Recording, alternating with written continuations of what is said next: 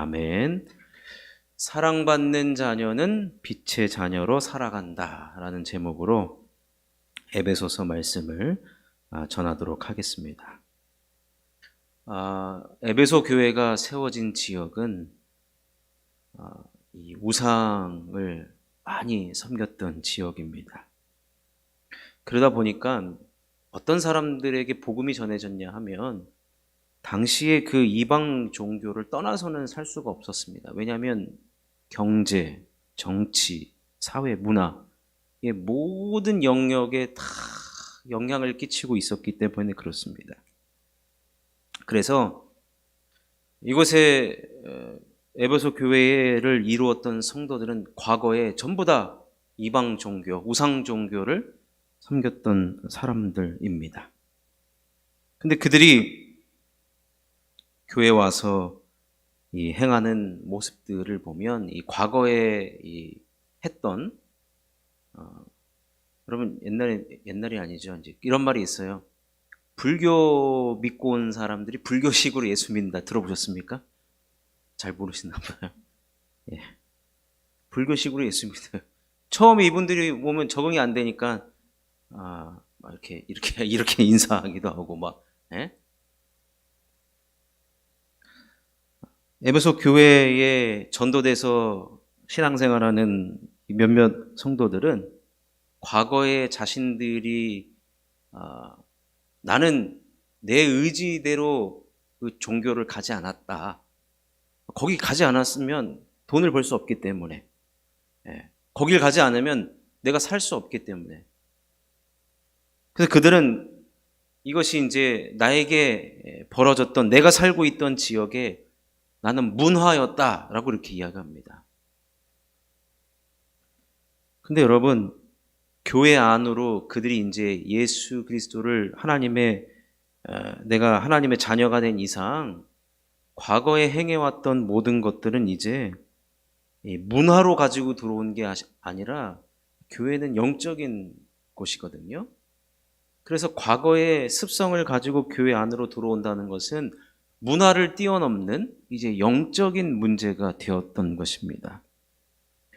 그래서 그들은 이전에 했던 행동들을 내가 과거에 했던 습관이 나와서 그래 이렇게 이야기할 수도 있는데 바울이 보기에는 그것이 교회를 허무뜨리는 것이었습니다. 왜냐 영적인 것으로 봤을 때.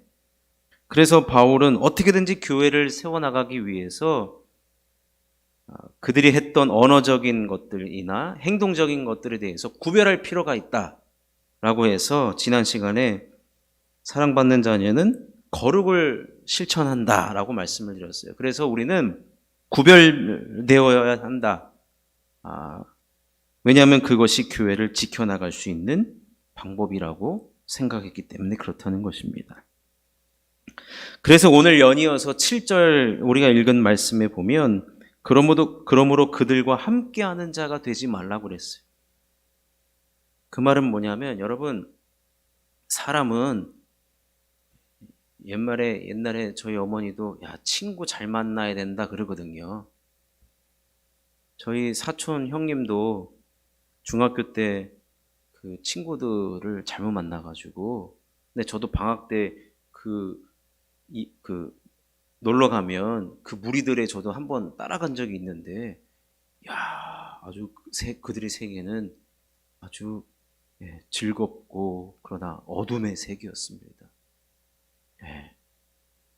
하여튼간에 막 슈퍼마켓 들어가서 물건 훔치는 방법 이런 거를 제가 두 눈으로 똑똑히 봤거든요. 좀만 같이 다녀보면 금방 물들겠고 금방 나도 따라하게 될 것 같더라고요. 그래서 사도 바울도 그러므로 그들과 함께하는 자가 되지 말라. 이 말은 하나님의 자녀다운 성도는 성도의 고유한 정체성을 가지고 있어야 한다는 겁니다. 절대로 섞이지 말라는 거. 동화되지도 말고.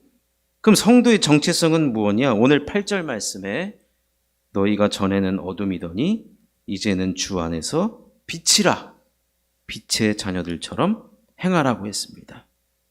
우리가 빛의 자녀이기 때문에 우리가 빛의 자녀이기 때문에 우리의 행동, 그 빛의 자녀에게서 나오는 자연스러운적인 행동이 바로 열매라는 이름으로 오늘 9절 말씀에 기록되어 있는데, 빛의 열매는 모든 착함과 의로움과 진실함에 있느니라. 성도는 이 세 가지의 빛의 열매를 다 가지고 있을 때 그들과 결코 동화되지 않고 섞이지 않고 고유의 성도의 정체성을 가지고 교회를 지켜나갈 수가 있다는 것입니다. 하나하나 짧게 살펴보면 모든 착함이라는 빛의 열매는 성령의 9가지 열매 중에 양선이라고 번역된 단어와 동일하게 기록이 되어 있습니다. 이 말은, 여러분, 우리 하나님은 선하시거든요. 근데 그 선하신 하나님의 자녀인 나도 그 선함이 입혀지고 또 그 선한 것이 드러나고 있는 상태를 말하는 것입니다. 그래서 하나님의 빛이 우리들에게 비춰져서 우리가 빛의 자녀로 빛의 열매를 맺으면 나타나는 것이 바로 이 선함, 착함입니다. 여러분, 사실 우리가 예수 믿으면 선한 양심을 갖게 됩니다. 선한 양심. 누구보다도 사실은 도덕적으로도 선하게 살려고 하는 것도 있지만 우리는 그 하나님의 선하심을 믿는 거죠. 모든 것을 합력하여 선을 이루어 가시는 그 하나님을 믿고 우리는 하나님의 뜻을 따르는 것과 순종하는 것을 선으로 우리는 여기면서 살아가게 됩니다. 더 나아가서 빛의 자녀는요, 어떻게든지 교회를 세워나가고자 하는 방향의 선함이 반드시 있다는 거예요. 주의 몸된 교회를 하나 되도록 하는 신앙적 양심을 가지고 있다는 거예요. 우리는 어떻게든지 교회는 마음이 하나가 되고 또 주님의 몸된 교회를 우리는 지켜나가야 한다는 그런 선한 양심이 우리는 다 가지고 있다는 것입니다. 그래서 우리는 빛의 이 열매인 모든 착함에는 허무는 자가 아닌 세우는 자라는 것이죠. 그래서 우리는 하나님의 뜻에 순종하고자 하는 마음이 기본적으로 우리들에게 다 있다는 거예요. 주의 말씀을 들으면 아니 왜 지금 나한테만 이런 말씀을 순종하라고 하시지? 그렇게 우리는 묻지 않고 기본적으로 우리는 하나님의 뜻이기 때문에 우리는 순종해야 되겠다라는 그런 마음을 갖습니다. 근데 그런 마음이 어떤 마음이냐면 교회를 세워나가는 마음이고 교회를 지켜나가고자 하는 열매라고 하는 것입니다. 두 번째, 의로움이라는 것은, 여러분 사실 우리에게는 의로움이라는 것은 없습니다. 왜냐하면 갈라디아서 2장 20절에 내가 그리스도와 함께 십자가에 못 박혔나니 그런즉 이제는 내가 사는 것이 아니요 오직 내 안에 그리스도께서 사시는 것이라. 이제 내가 육체 가운데 사는 것은 나를 사랑하사 나를 위하여 자기 자신을 버리신 하나님의 아들을 믿는 믿음 안에서 사는 것이라. 어떤 신학자가 이것을 가지고 자아 교환 사건이 일어났다라고 하거든요. 이제는 내가 가진 의가 하나님의 의로 바뀌어버린 거예요. 교환이 일어난 거예요.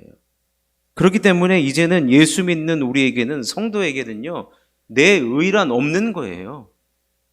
근데 지금 교회 안에 무슨 일이 벌어졌냐면 자꾸 내 의를 드러내고 내 의를 가지고 신앙생활 하려고 하는 자들이 이방 종교를 믿었던 습성이라는 이름으로, 문화라는 이름으로 그렇게 등장하고 나타나고 있어서 바울은 절대로 우리에게 무슨 의로움이 있던가? 내 의는 없다는 거예요. 그럼 성도에게 가지고 있는 의는 무엇이냐면 하나님의 의라는 거예요. 하나님의 의. 하나님의 의가 덧붙여진 것이죠.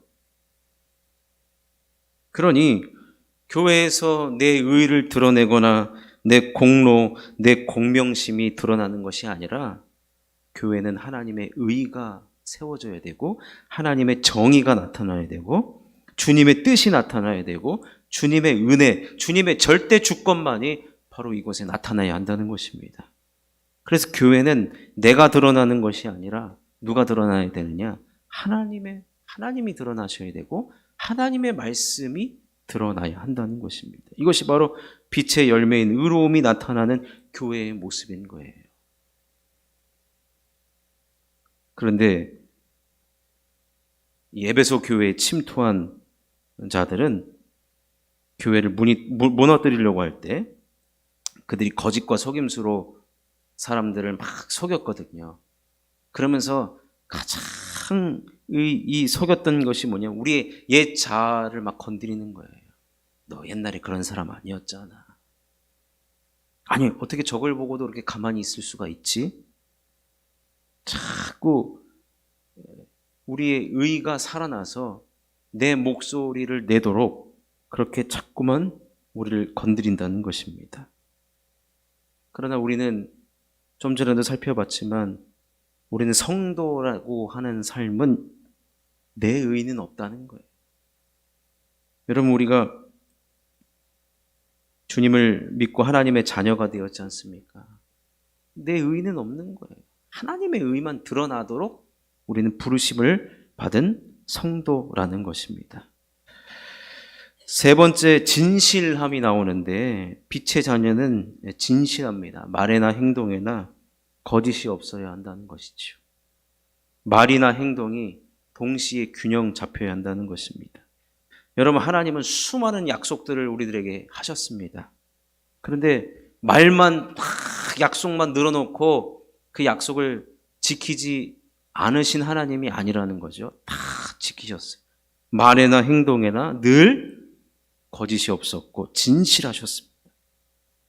근데 에베소 교회에 나타난 모습들, 교회를 허물뜨리려고 하면서 나타났던 그들은 전부 다 거짓이었어요. 거짓과 속임수였습니다. 그러니 사도 바울이 그렇게 거룩을 외치고 말에도 거룩이고 행동에도 거룩을 해야 된다라고 그렇게 이야기했던 것입니다. 여러분, 하나님께서는요, 죄인인 우리에게 진실되게 찾아오셨다는 겁니다. 우리를 진실되게, 그리고 구원을 베풀어 주셨습니다. 그렇기 때문에 우리는 그 진실함을 가지고 교회를 섬겨야 하고 신앙생활을 해야 한다는 것입니다. 이런 이 빛의 세 가지 열매가 저와 여러분들 가운데 있어야지만 우리가 교회를 세워 나갈 수가 있다는 것입니다. 그래서 우리가 빛의 자녀이기 때문에 11절 말씀을 보면 너희는 열매 없는 어둠의 일에 참여하지 말고 도리어 책망하라. 빛이 아닌 어둠에는요, 열매가 없다는 거예요. 열매가 전혀 없다는 거예요. 울리는 꽹과리 같다라는 것입니다. 속빈 강정이라는 거예요. 실속이 아무것도 없다는 거예요. 그러니 그 일에 참여하지 말고 도리어 뭐 하라고요? 책망하라는 거예요. 책망하라. 이 말은 무슨 말이냐면 우리가 빛의 자녀이기 때문에 여러분, 빛의 속성이 뭐냐면 드러내는 힘을 가지고 있습니다. 어두운 곳을 프레쉬를 비추면 그것이 어두운 곳이 드러나듯이 이 책망하라는 말에는 폭로하다라고 되어 있습니다. 어둠의 일을 노출시키는 빛의 역할을 강조하는 것이죠. 예전에는 어둠인지도 몰랐던 것들이 주님을 믿고 나서 보니까 어둠으로 인지하게 되는 것처럼 에베소 성도들 중 일부에게서 어둠이 드러났다는 것을 말해주는데 폭로되는 어둠으로 인해 부끄러워져야 하고 그러면 제대로 빛이 임하는 것이라고 13절에 말하고 있습니다. 여러분, 우리는 빛의 자녀이기 때문에 여러분 자체가 우리 예수님께서도 말씀하셨듯이 우리는 세상의 빛이라 그랬어요. 우린 빛이에요. 그러니까 비춰지는 존재거든요. 그러니까 우리가 어딘가에 가면 어둠이 드러나고 어둠을 책망하는 존재로 하나님이 우리를 부르셨다는 거예요.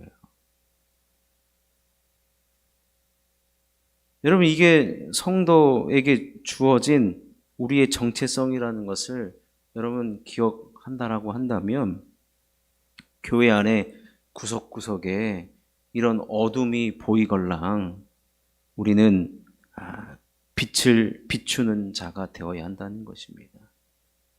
근데 이 빛을 비춘다는 것이 되게 추상적이잖아요. 그래서 시편 119편 105절 말씀에 이런 말씀이 기록돼요. 주의 말씀은 내 발의 등이요 내 길의 빛이니이다. 결국에는 내가 빛의 자녀로 살아가고, 그럼 빛을 잃으면 이건 빛의 자녀가 아니거든요. 그럼 우리는 어떻게 계속해서 빛을 비추는 존재가 되느냐? 딱 하나밖에 없습니다. 주의 말씀은 내 발의 등이요 내 길의 빛이니이다. 여러분, 에베소 교회에 이렇게 교회를 흔드는 자들이 생겨난 이유는 딱 한 가지예요. 그들에게 이 말씀이 없기 때문에 그래요. 말씀이 없는 자들이 교회 안에서 그렇게 자기 의를 드러내고 하나님 말씀보다 자기의 목소리를 더 높이기 때문에 이런 혼란이 찾아왔는데, 그래서 우리는 빛의 자녀로서 주의 말씀이 우리 가운데 넘쳐나게 되면, 가득가득 차게 되면 자동적으로 우리가 가는 곳에 빛을 비치게 되고 우리의 걸음마다 등불을 비추게 된다는 것입니다.